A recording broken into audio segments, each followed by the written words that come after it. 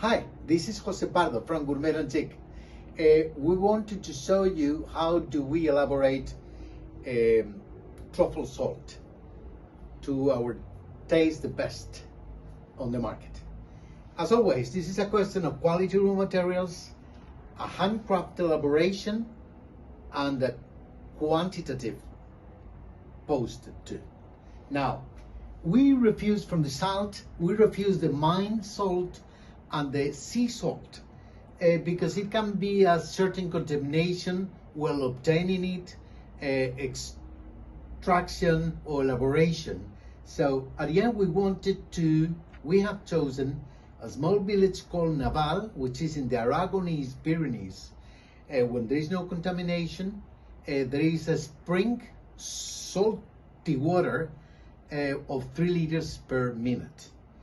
They spread it in the field, and by the sun, the evaporation is natural, and they collect it by hand. And this is the result.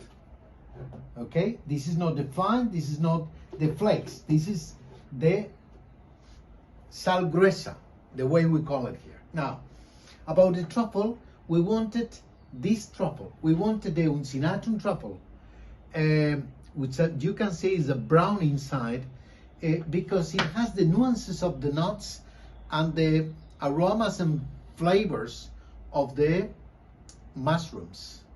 To our taste, this was the best for the salt. So at the end, we use 84 grams for a pot of 100 grams.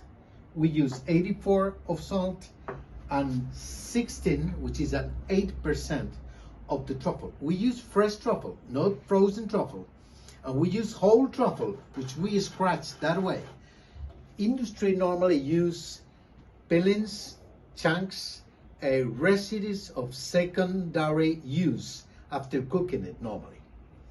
Okay, now we have it. 8% of truffle into the salt. Now, since the truffle has humidity, we wanted to dehydrate the mixed.